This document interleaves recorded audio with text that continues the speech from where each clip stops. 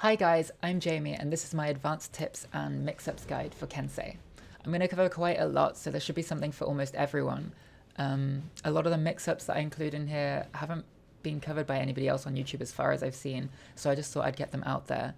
We'll start off with some basics and then we'll move on to some lesser known stuff.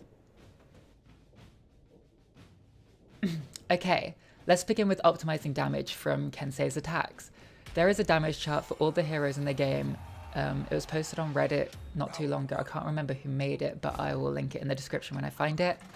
But even without the chart, it's very clear that Kensei's heavy attacks vary significantly in damage depending on what direction they come from or where they place in the chain of attacks. Kensei's light attacks, on the other hand, are very consistent, and they each do 20 damage, which is the highest damage for any basic light attacks in the game across all heroes. This makes Kensei's light attacks particularly potent because they're not even that slow, they're quite quick. Not nearly as quick as Peacekeeper, but you know, they're quite quick. Okay, so back to the heavies. The little chart here should be showing top heavies next to side heavies, and their position in the chain is in order from left to right, meaning that the one on the leftmost side is the first attack in the chain, the one next to that is the second attack in the chain, and the one on the furthest to the right is the last attack in the chain. So if by some miracle you are silly enough to throw out 3 heavy attacks in a row, and your opponent is stupid enough to not block or parry any of these attacks, then the optimal amount of damage you could put out would be a side attack into another side heavy attack into a top heavy attack. So if we want to translate this into actual gameplay against actual players that aren't completely stupid, then what you'll be looking to do is to punish their light attacks by parrying into a side heavy attack for 40 damage, or punishing their heavies by parrying into a guard break and then doing a side heavy attack for 25 damage, and then continuing on from that, but we'll get into that a little bit more later. The reason that the side heavy attack after the guard break is only 25 damage is because on Kensei, a guard break counts as the first attack in a chain. So the guard break is the first attack in the chain, the second attack in the chain is the side heavy, resulting in 25 damage, like I said before. An important point on maximizing damage is to note that if you guard break someone near a wall and throw them into that wall, then you're going to get a guaranteed top heavy, which will net you 45 damage, and they can't dodge it or block it or parry it. So another basic part of Kensei's kit is that her light attacks, especially her side light attacks, have significant range to them. Her left side light attack has the most range from what I can see, and this is particularly useful for putting pressure on low range heroes and poking longer range characters. A very important thing to note about Kensei is in reference to her side dash light attacks. So if you didn't know, you can dash to the side and then press attack while you're dashing, and this will result in a move that is a dodge alongside a light attack. Now, this can be really great for punishing the more aggressive heroes, but it's really vital to know that if you don't land the attack portion of this attack, you are open to a free guard break, meaning that you cannot counter guard break.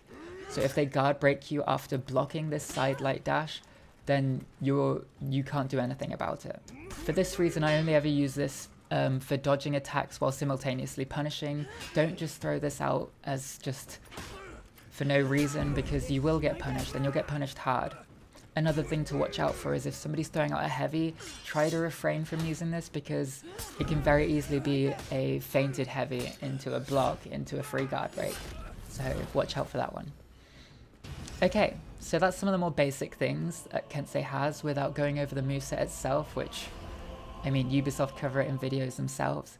The more advanced things that Kensei is capable of all revolve around her top heavy unblockable and the mix-ups options that it provides. For this reason, the overall gameplay of Kensei is mostly about using lights to poke during the feint battle and looking for opportunities to parry and punish into your guard break or into your side heavies. Versus decent players, this is mainly achieved by drawing out an attack into a parry and then into a guard break. We then side heavy to optimize damage, and then we go into the top heavy unblockable. Now this is where it gets interesting. First we have the very basic first iteration, which is just to let the unblockable fly. This is exceptionally dangerous because if it's used before any other iteration, then it's extremely likely that you'll get parried and then you'll get punished instead of you punishing them. When you can get it to work though, then you'll net a very nice 70 damage just from parrying. But I only ever suggest this if you've conditioned your opponent into thinking that you'll use another iteration instead. Speaking of which, another thing that could happen is the second iteration. The guard break into side heavy, followed by the top heavy, which is then soft cancelled into the side heavy. Now for those who don't understand what a soft cancel is, where a hard cancel is using your heavy attack and then pressing the B button to stop the animation, a soft cancel is simply queuing up another attack while the first attack is happening, and it will just instantly go into the second attack. Specific to this situation, we press the top heavy and then very quickly we press the side heavy, and it will just swap into the side heavy animation. This iteration has a couple of unique qualities to it and makes for a good initial iteration. The side heavy finisher is uninterruptible, meaning that if they go to parry your initial top heavy, and it would hit you if they had a particularly fast top heavy attack, then your side heavy would go through anyway, meaning that you trade, which is not such a bad option seeing as you got the free side heavy earlier. It also means that if they try to dodge into a light attack with the faster classes like the assassin classes, then their light attack will hit you, but your side attack will still go through and hit them for a better trade in your favor. The other fantastic quality to this iteration is that the side attack will follow them after they dash, if they should dash before you queue up the side attack animation, i.e. as you queue up the top attack animation, which more often than not will end up in you hitting them with the side attack. That's why we use this particular option if you feel like your opponent is likely to try and dodge your first attack, and especially if your opponent is an assassin character and you feel like they're going to dodge side light into your attack. Another simple iteration is particularly useful if your opponent is trying to parry your top unblockable attack, and this is what you feel like they're going to do. Simply go into your top unblockable and then hard cancel with the B button and wait for their heavy to be thrown out, at which point you parry the top heavy and then you can punish them all over again with a new guard break. Things you should note about this iteration though is that it can be easily countered by your opponent if they realize what you're doing early enough. They can just cancel their parry in the same way that you can cancel a heavy attack. This makes the iteration particularly potent against opponents with no stamina though. At 0 stamina you can't cancel your heavy attacks, so you throw out the unblockable, cancel it, and if they're on 0 stamina and they decide to parry it, they have to throw out that heavy. You then parry that heavy, and because they have no stamina, they end up on the floor, allowing you to get a free overhead heavy attack, or rather a free side heavy attack, because as the first attack in a chain, the side heavy attack does more damage than the top heavy attack. The next iteration involves use of the soft cancel mechanic mentioned earlier, except now we're going to soft cancel into a dash. Most players are aware that you can soft cancel into the side heavy, but not many people seem to know that you can soft cancel into almost any other action. In this case, we're going to soft cancel into a dash. So basically this iteration plays out like this. You guard break into a side heavy, into your top heavy unblockable. At the start of the animation, you press forward dash into a guard break, therefore guard breaking your opponent again, and then you can choose to do whatever else you want to do this time, alongside getting that free side heavy that you got already from your first guard break. This has a number of uses. First and foremost, it nets you that free 25 side heavy damage twice, because you've guard broken them twice, into whatever finishing damage you decide to choose. Second, the side heavy after the guard break moves your opponent slightly forward, so you can use this move to get them closer to a wall, and then in the second guard break push them onto the wall into the free top heavy, netting you a lot of extra damage. Another thing to note about this iteration is that the dash guard break counters dashes in all directions. It doesn't counter dash light attacks like the assassin classes can do, but it does counter dashes in all directions that are just plain dashes. Where this option falls short is that your opponent can just simply counter guard break the second guard break.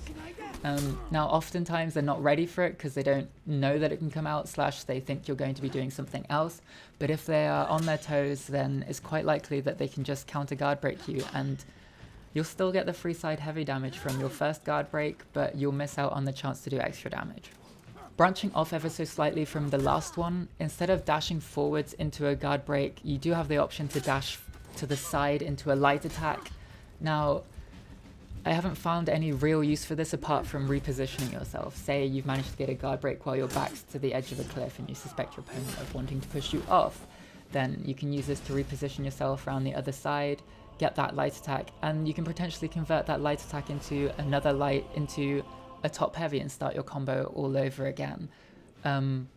This only really works though if your opponent's a bit off guard. They might be caught a bit off guard because they're not expecting you to do a side dash light out of that top heavy mix up. So use at your own discretion. Lastly, and probably one of the more interesting iterations, is one that includes an infinite fainting mechanic to your top heavy. This might seem like it's a bit just for show and people might just be messing around using it, but it actually has a lot of useful uses. First things first, how do we achieve this one? We achieve this by guard breaking it into a side heavy as normal, then we go into our top heavy unblockable. Here we soft cancel it into the side heavy, and then we soft cancel this back into the top heavy again. Now you can cycle this as many times as you want, but you will eventually run out of stamina. Personally, I only do this once. I do the top heavy, cancel it into the side heavy, and then cancel it back into the top heavy, just for one cycle. What this does for you is threefold. First, it's confusing to watch and your opponent often panics. So yeah. Two, it buys you time to see what your opponent wants to do, what they want to do in defending themselves versus your top unblockable. So if you feint into the side and then feint back into the top, if they go for a parry top, you can then cancel this and then parry top. It just gives you more time to figure out what your opponent is choosing and then act appropriately. Third, the tracking of your attack resets on each switch. So if you go into your top heavy unblockable and they decide to dash out of this and you switch into your side heavy will hit. If they're a bit late, however, and you go into your top heavy unblockable, they don't dash because they're waiting to see what happens. You go into your side heavy and then they decide to dash for some reason. If you go back into your top heavy again, this will track them through their dash and you'll actually hit them at the end of their dash in their new location with that top heavy damage, which is 45 damage. It's very, very significant. This iteration is hard to do, but if you just go into a practice game, you'll get it down, no problem. It has its uses on people who try to dodge and is much safer than the very first iteration, which is just simply going into top heavy and blockable. It does the same 70 damage, but it's quite prone to being interrupted by light attacks or attacks of any kind, so watch out for that, especially on the quicker assassin characters. When it comes to Kensei's Mix-Up, there is an option for almost all situations, so choose wisely and really try to get inside your opponent's head. The reliance on this mix-up as Kensei's only tool pretty much means that you really need to get your parrying down in order to get those punishers out and get your mix-up going if you want to play Kensei. I should add though that one last tool that Kensei has is her zone attack. I don't think I would be wrong in saying that it's probably the worst zone attack in the whole game, especially seeing as it goes backwards and is super slow. But there are some things that you can do to perhaps make it better. The first thing that you could do is cancel the second portion of the zone attack and move into a dash guard break or just a guard break. The animation for a zone is really quite different from any of her other attacks, so it will confuse your opponent a little bit as to what you're doing. And once they get to know that it is the zone attack, you'll already be into the guard break and maybe you'll have thrown your opponent off a little bit.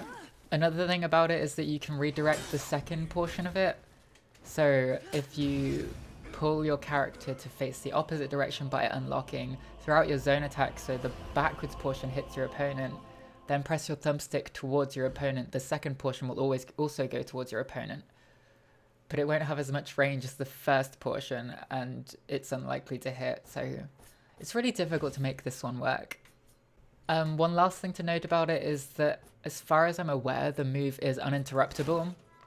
So if your opponent's on that last little sliver of health and they're throwing out an attack, you could maybe use this zone attack to just make your opponent think, oh, that's fine, I can hit them with a light attack, just interrupt them out of it, and then take off the last bit of their HP. It doesn't even do very much damage. It does the same damage as a light attack. It really is very useless, the zone attack. Anyway, that's it for my Kensei mix-ups and tips guide thing. Thank you very much for watching. Like, comment, and subscribe if you fancy it. If you'd like to learn any more or just hang out, then I do stream pretty much every day on Twitch. You can find a link in the description. Finally, if I did miss anything, then just please let me know. You can always leave it in the comments below. That'd be great. Thank you.